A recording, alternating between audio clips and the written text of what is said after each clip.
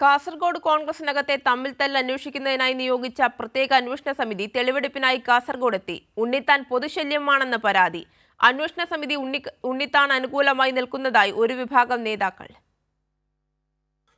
കാസർഗോഡ് കോൺഗ്രസിനകത്തെ പ്രശ്നങ്ങൾ അന്വേഷിക്കുന്നതിനായി KPCC നിയോഗിച്ച സമിതി അംഗങ്ങളായ KPCC സംസ്ഥാന general secretary advocate PM Niyas, രാഷ്ട്രീയകാര്യ സമിതി അംഗം N സുബ്രഹ്മണ്യൻ എന്നിവർ ബുധനാഴ്ചയാണ് കാസർഗോഡ് എത്തിയത്. ആരോപണ വിധേയരായവരും ഉണ്ണിത്താനെതിരായ പരാതിക്കാരിൽ ഭൂരിഭാഗവും മൊഴി നൽകാനെത്തിയിരുന്നില്ല. സസ്പെൻഷനിലുള്ള മണ്ഡലം പ്രസിഡന്റ് പ്രമോദ് പെരിയ ഉൾപ്പെടെ ചില കോൺഗ്രസ് നേതാക്കൾ അന്വേഷണ സമിതിക്ക് മുമ്പിലെത്തി. ബാലകൃഷ്ണൻ പെരിയ സമിതിക്ക് കത്ത് കൈമാറി. രാജ്മോഹൻ ഉണ്ണിത്താൻ DCC യോഗത്തിൽ നേതാക്കളെ നിരന്തരം ഭീഷണിപ്പെടുത്തുകയാണ്. ഉണ്ണിത്താനെ പൊതുശല്യമായി പ്രഖ്യാപിക്കാൻ KPCC തയ്യാറാകണമെന്ന കത്തിൽ പറയുന്നു. ഉണ്ണിത്താനെ താങ്ങാനുള്ള ത്രാണി ജില്ലയിലെ കോൺഗ്രസ് കമ്മിറ്റിക്കില്ലെന്ന പരാതി അക്കമിട്ട് നിരത്തിയ കത്തിൽ ബാലകൃഷ്ണൻ പെരിയ വ്യക്തമാക്കി. അതേസമയം അന്വേഷണ സമിതി പക്ഷപാതപരമായ ഇടപെടൽ നടത്തുന്നതായി ഒരു വിഭാഗം കോൺഗ്രസ് നേതാക്കൾക്കിടയിൽ പരാതി ഉയർന്നിട്ടുണ്ട്. കാസർഗോഡേക്ക് വരുമ്പോൾ സമിതി അംഗങ്ങൾ ആദ്യം എത്തിയത് ഉണ്ണിത്താന്റെ വീട്ടിലാണ്.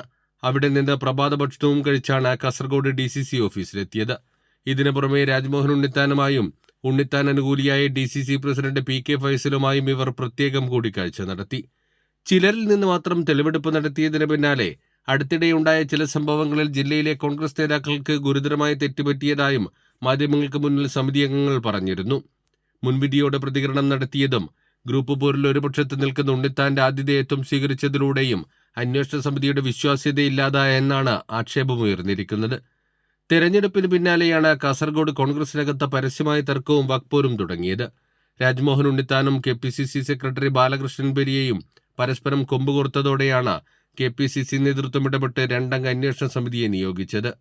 അന്വേഷണ റിപ്പോർട്ട് ഉടൻ KPCC പ്രസിഡന്റിന് കൈമാറുമെന്ന് അന്വേഷണ സമിതി അംഗങ്ങൾ പറഞ്ഞു. കൈരളി ന്യൂസ്, കാസർഗോഡ്.